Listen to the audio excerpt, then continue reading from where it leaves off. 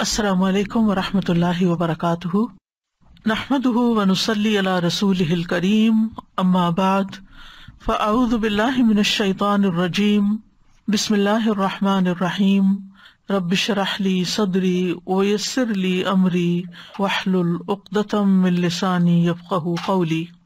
وَإِذَا سَأَلَكَ عِبَادِي عَنِّي فَإِنِّي قَرِيبٌ أُجِيبُ دَعْوَةَ الدَّاعِ إِذَا دَعَانِ فَلْيَسْتَجِيبُوا لِي وَلْيُؤْمِنُوا بِي لَعَلَّهُمْ يَرْشُدُونَ۔ اور جب میرے بندے آپ سے میرے بارے میں سوال کریں تو کہہ دیجئے بے شک میں قریب ہوں، میں پکارنے والے کی پکار کا جواب دیتا ہوں جب وہ مجھے پکارے، تو ان کو چاہیے کہ یہ میرا حکم مانے اور مجھ پر ایمان رکھے تاکہ وہ ہدایت پائیں۔ فَاسْتَغْفِرُوهُ ثُمَّ تُوبُوا إِلَيْهِ إِنَّ رَبِّي قَرِيبٌ مُجِيبٌ۔ سو اس سے بخشش مانگو پھر اس کی طرف پلٹ آؤ، یقیناً میرا رب قریب ہے، قبول کرنے والا ہے۔ الحمد للہ، الحمد للہ تفرد عزا ومجدا وجلالا وتقدس بہاء وثناء وجمالا وتوحد عظمة وکبریاء وکمالا، تبارک ربنا سبحانہ وتعالی۔ ہر قسم کی تعریف اللہ کے لیے ہے، سب تعریف اللہ کے لیے ہے جو عزت اور غلبے، بزرگی اور جلال اور بڑائی میں اکیلا ہے، اور وہ پاک ذات ہے، رونق میں، روشن ہونے میں، جمال میں، وہ عظمت، بڑائی اور کمال میں اکیلا ہے، اور ہمارا رب سبحانہ و تعالی بہت بابرکت اور بلند ہے۔ اللہم صلی علی محمد وعلی آل محمد کما صلیت علی ابراہیم وعلی آل ابراہیم انک حمید مجید۔ اللہم بارک علی محمد وعلی آل محمد کما بارکت علی ابراہیم وعلی آل ابراہیم انک حمید مجید۔ صبح شام کی دعاؤں کے سلسلے میں آج ہم معوذات کے بارے میں پڑھیں گے۔ معوذات کا معنی ہوتا ہے قل هو اللہ احد، قل اعوذ برب الفلق اور قل اعوذ برب الناس۔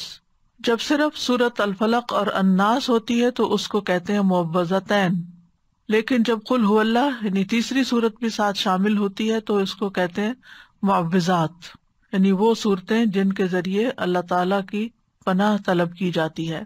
تو سب سے پہلے سورۃ الاخلاص۔ بسم اللہ الرحمن الرحیم، قل هو اللہ احد اللہ الصمد لم یلد ولم یولد ولم یکن له کفوا احد۔ کہہ دیجئے وہ اللہ ایک ہے، اللہ بے نیاز ہے، نہ اس کی کوئی اولاد ہے اور نہ وہ کسی کی اولاد ہے، اور نہ کوئی اس کا ہمسر ہے۔ سورۃ الفلق۔ بسم اللہ الرحمن الرحیم، قل اعوذ برب الفلق من شر ما خلق ومن شر غاسق اذا وقب ومن شر النفاثات في العقد ومن شر حاسد اذا حسد۔ کہہ دیجئے میں صبح کے رب کی پناہ لیتا ہوں اس چیز کے شر سے جو اس نے پیدا کی، اور اندھیری رات کے شر سے جب وہ چھا جائے، اور گرہوں میں پھونکنے والیوں کے شر سے، اور حسد کرنے والے کے شر سے جب وہ حسد کرے۔ سورۃ الناس۔ بسم اللہ الرحمن الرحیم، قل اعوذ برب الناس ملک الناس الہ الناس من شر الوسواس الخناس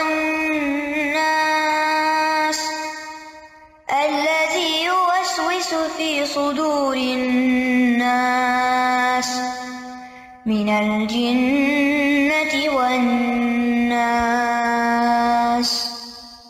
کہہ دیجئے میں پناہ لیتا ہوں لوگوں کے رب کی، لوگوں کے بادشاہ کی، لوگوں کے معبود کی، وسوسہ ڈالنے والے کے شر سے جو پلٹ پلٹ کر آنے والا ہے، جو لوگوں کے سینوں میں وسوسہ ڈالتا ہے، جنوں اور انسانوں میں سے.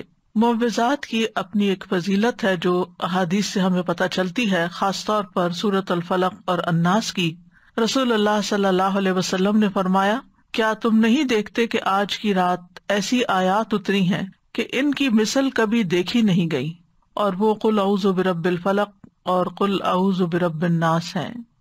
اسی طرح مسند احمد کی ایک روایت میں آتا ہے، ابن عابس الجہنی روایت کرتے ہیں کہ رسول اللہ صلی اللہ علیہ وسلم نے ان سے فرمایا، اے ابن عابس، کیا میں تمہیں تعوذ کے سب سے افضل کلمات کے بارے میں نہ بتاؤں، یعنی جن سے کوئی پناہ لے، جن سے تعوذ کرنے والے تعوذ کرتے ہیں، یعنی پناہ لینے والے پناہ لیتے ہیں. میں نے عرض کیا، یا رسول اللہ کیوں نہیں؟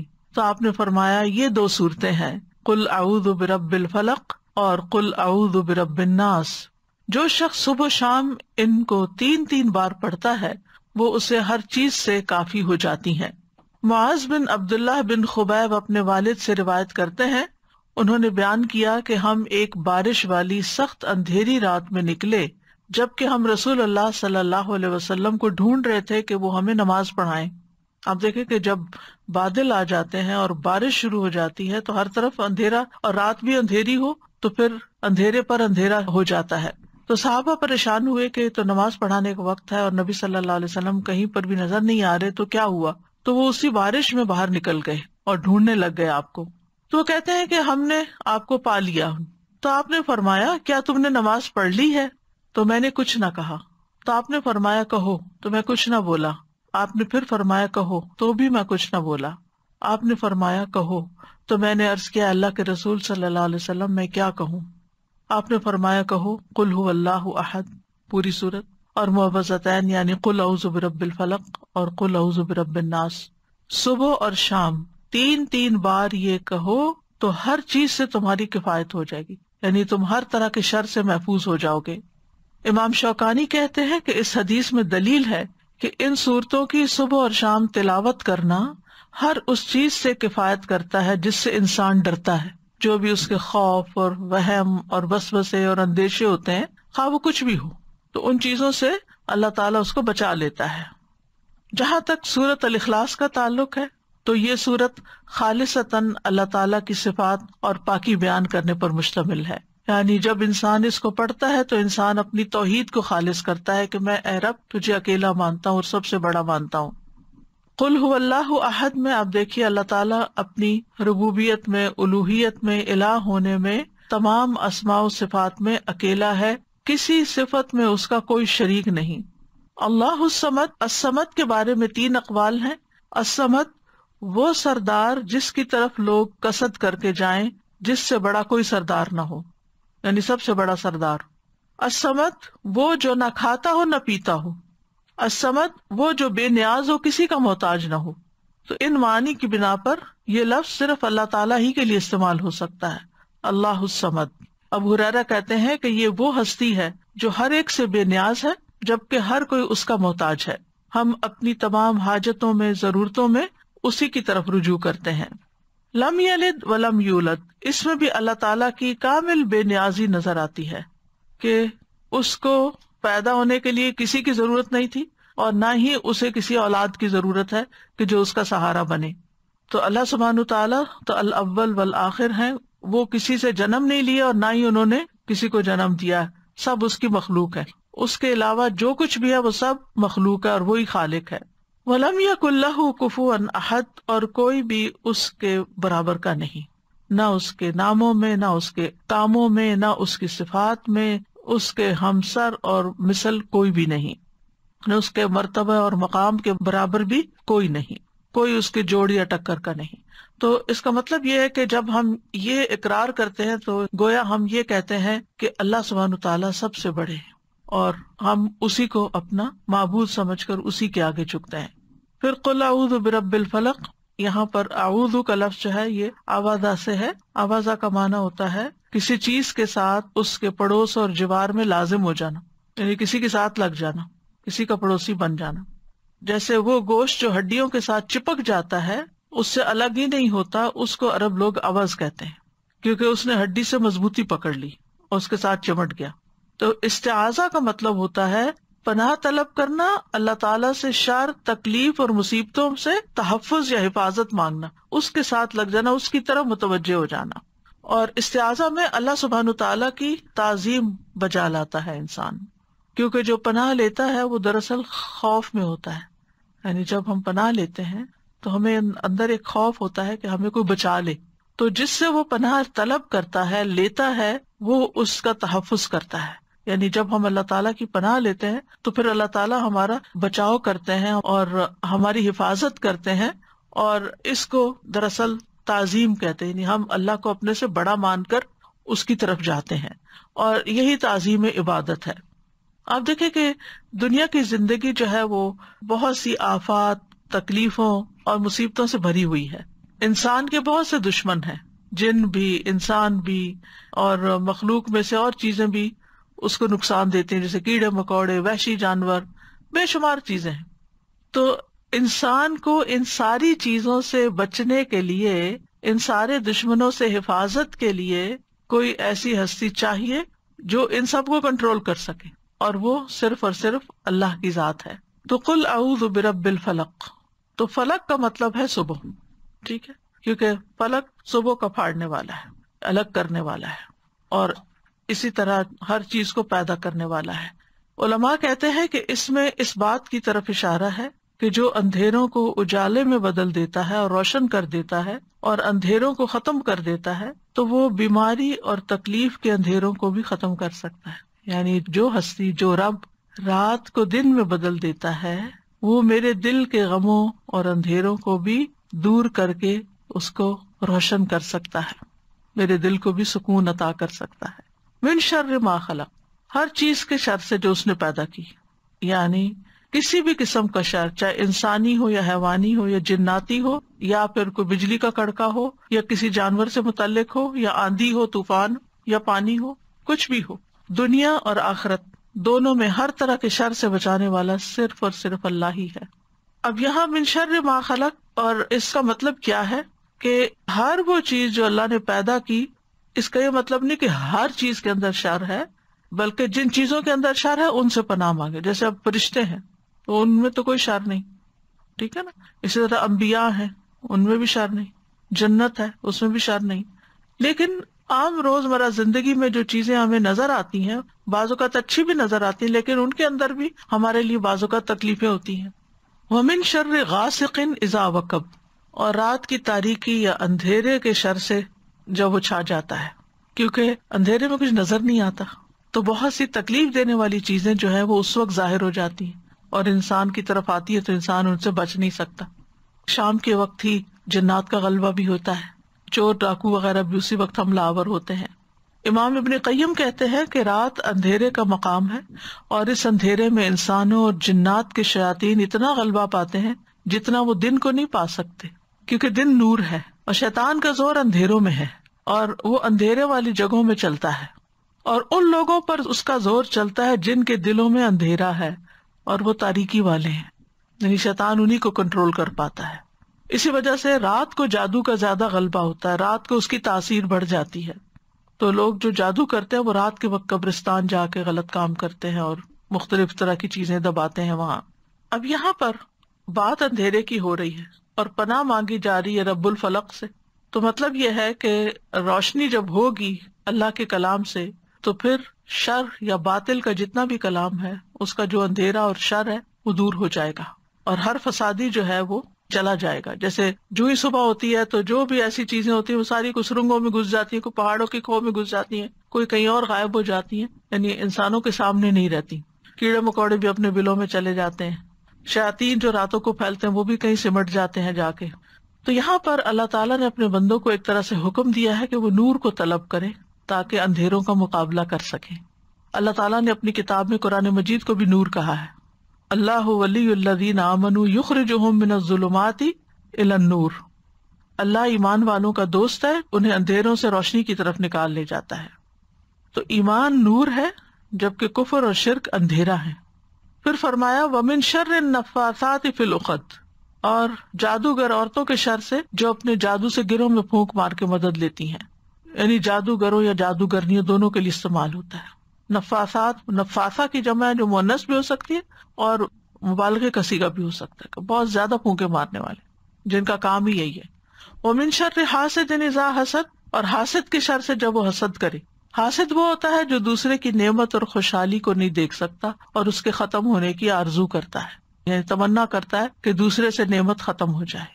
اور اذا حسد کے ساتھ اسے کیوں مقید کیا گیا؟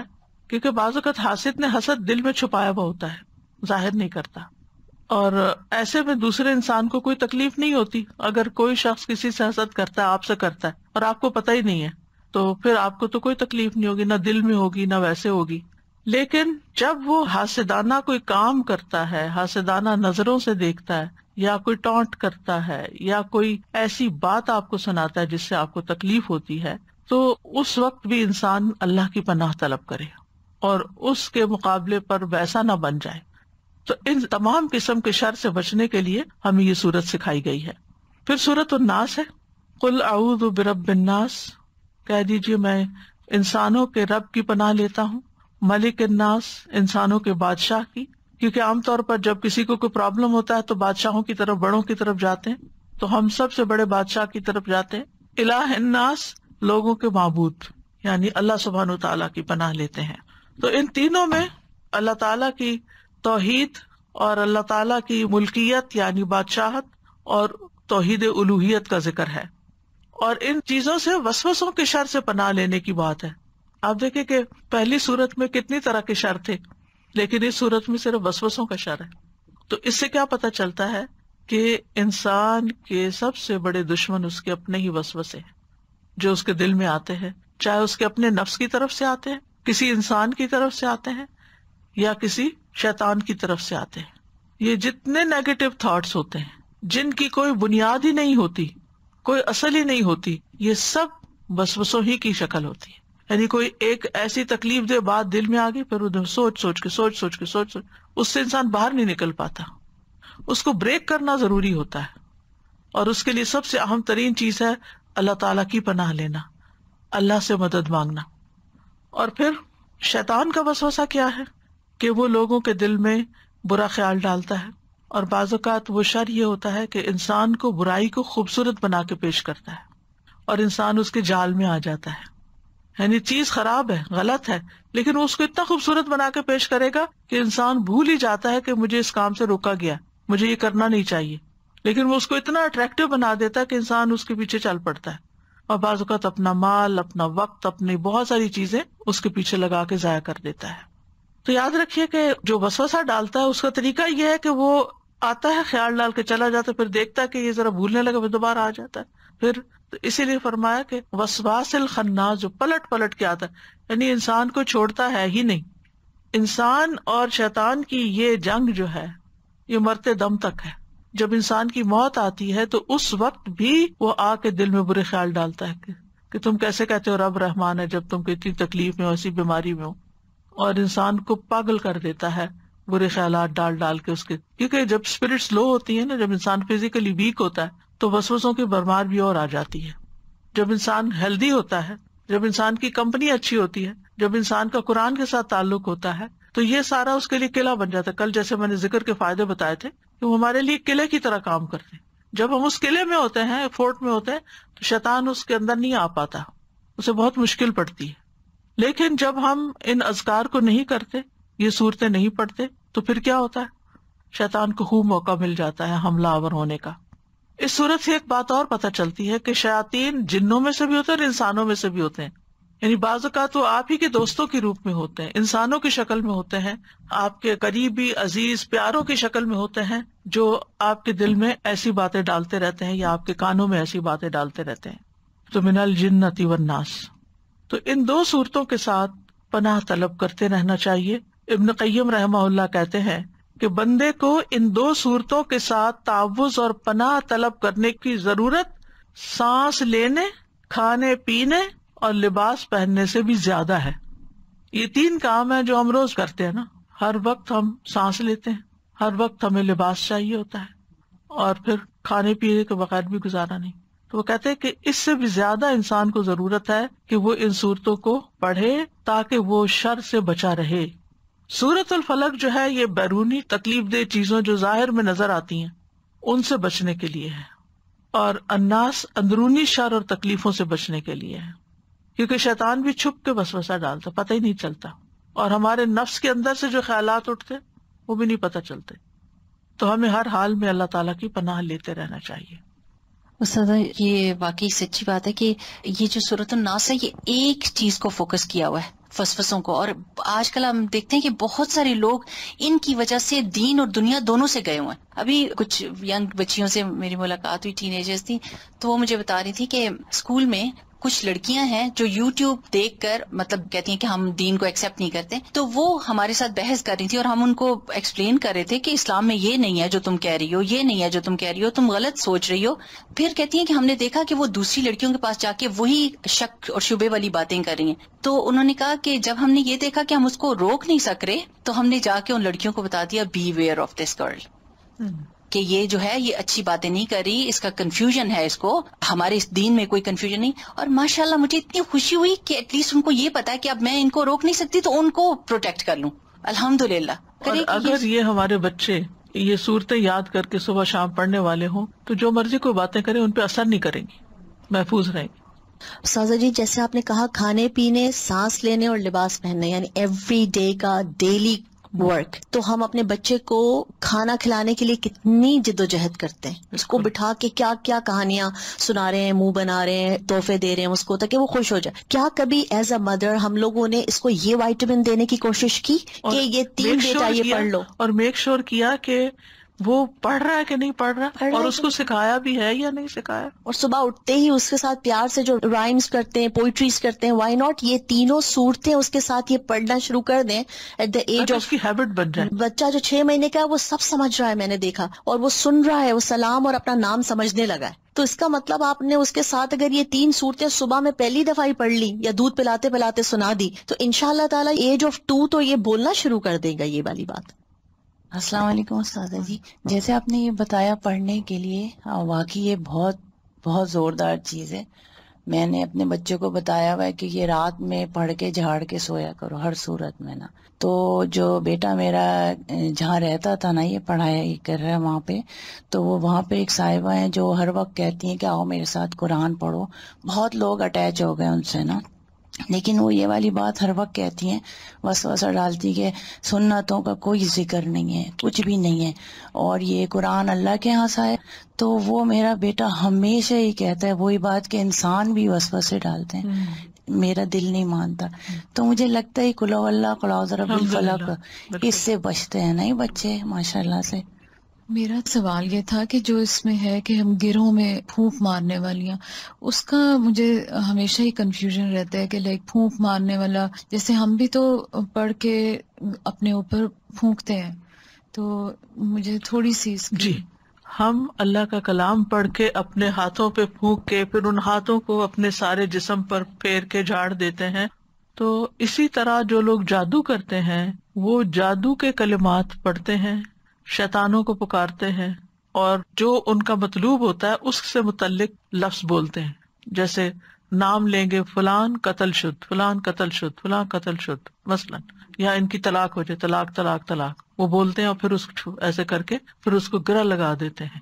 یعنی اس قسم کے, یہ میں مثال دے رہی ہوں, ٹھیک ہے. بعض لوگ تالے پہ پڑھ کے اس کو لاک لگا دیتے ہیں.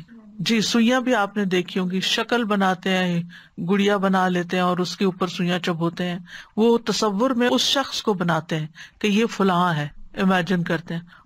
سادہ جی, یہ شر اتنا بڑھ گیا ہے کہ کل میری بہن نے مجھے نا ایک ٹی وی کی پکچر پاکستان سے بھیجی, تو میں نے کہا مجھے تو نہیں سمجھ آ رہی, what are you trying to tell me. کہتی ہے اس میں لکھا ہوا ہے کہ جس کسی نے کوئی جادو کروانا ہے وہ فلانے فلانے نمبر پہ کانٹیکٹ کرے. یہ آپ ٹی وی پہ اشتہار آ رہے ہیں, لا حول ولا قوت سو اسکیری. اور ٹی وی والے بھی پیسے لینے کی خاطر ایسے اشتہار چلا یہی کہتی. میں کہا مجھے تو سمجھ ہی نہیں آ رہی کہ یہ کیا رہے ہیں, پھر سے مجھے سمجھایا. جادو اس سے ٹوٹ جاتا ہے سورہ ناس سے؟ جی، الفلق اور ناس سے ٹوٹ جاتا ہے. الحمدللہ. السلام علیکم ورحمۃ اللہ وبرکاتہ. استاذہ، جیسے کبھی کوئی بولتا ہے نا کہ آپ ہے نا دم کروائیں کسی سے، اور پھر آپ کے ہے نا ہسبینڈ اگینسٹ ہوتے ہیں اس کے، تو پھر اس میں ہمیں کیا کرنا ہے؟ آپ کو لگتا ہے واقعی آپ کی صحت طبیعت بہت خراب ہو رہی ہے، گر رہی ہے، آپ کے اوپر اثرات ہیں، یا جادو کسی نے کیا ہے، کوئی میڈیسن آپ کو سوٹ نہیں ہو رہی، تو پھر اس میں کیا کرنا ہے؟ علاج کروانا انسان کا بنیادی حق ہے. اگر کوئی شوہر علاج نہیں کرواتا بیوی کا تو اس کا یہ مطلب نہیں کہ بیوی بیمار ہو کے ختم ہو جائے، وہ اپنا علاج کروا سکتی ہے. تو ہم اپنے گھر میں نہیں، مطلب ہمیں ان کی اطاعت کرنی ہے نا، تو اطاعت کس چیز میں کرنی ہے؟ مطلب وہ جو صحیح بات ہوتی ہے. جی ٹھیک ہے نا. جی، ایک صحیح بات میں اطاعت کرنی ہوتی ہے، لیکن اگر کوئی ایسی بات ہے کہ جو آپ کی جان مال عزت کے خلاف جا رہی ہے تو اس میں تو اطاعت نہیں کرنی ہوتی. تو جیسے ہم اپنے ہے نا فرینڈ یا کسی کو ایسا کچھ ہے تو ان کو ہم اپنے گھر میں کروا سکتے لا کے. اللہ کا کلام، یعنی یہ نہیں کہ آپ کوئی اللہ کا کلام، اللہ کا کلام پڑھنے میں کوئی اجازت کی ضرورت نہیں ہوتی. پھر ہسبینڈ کا کوئی اس میں بنی ہے نہیں تو اللہ کا کلام پڑھیں گے نا. دیکھیں یہ ایسے ہی ہے، کچھ ہسبینڈ کو نماز پڑھنے پہ بھی اعتراض ہوتا ہے، شاید آپ نے بھی سنا. مجھے کئی خواتین نے بتایا کہ ہمارے ہسبینڈ کہتے ہیں میرے سامنے نماز ہی نہیں پڑھو تو، اور وہ آ جائیں تو گھر میں فساد ہو جاتا ہے اگر وہ مجھے نماز پڑھتے دیکھ لیں. اب اس کا کیا مطلب ہے کہ عورت نماز چھوڑ دے گی؟ نہیں، اللہ کی عبادت ہے. تو بیماری کے وقت قرآن سے شفا حاصل کرنا بھی ایک عبادت کی قسم ہے، بجائے اس کے کہ انسان غلط ٹوٹکے اور جادوگروں کے پاس جائے. قرآن سے علاج میں کوئی حرج نہیں.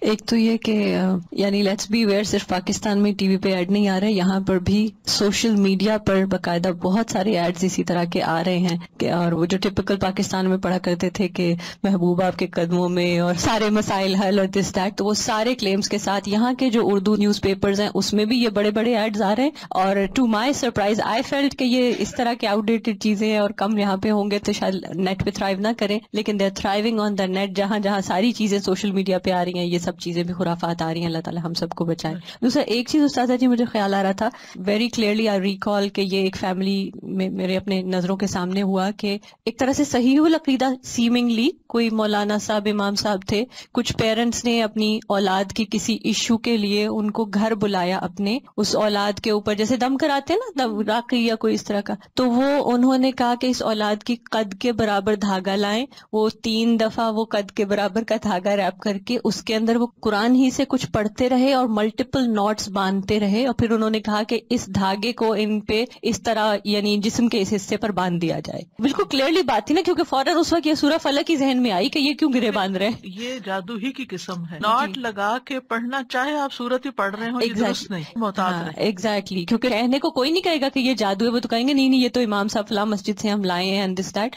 لیکن we have to be very careful کہ یہ اس طرح کے حضرات بھی کر رہے ہیں. بالکل. پھونک مارنا درست ہے، ناٹ لگانا درست نہیں ہے.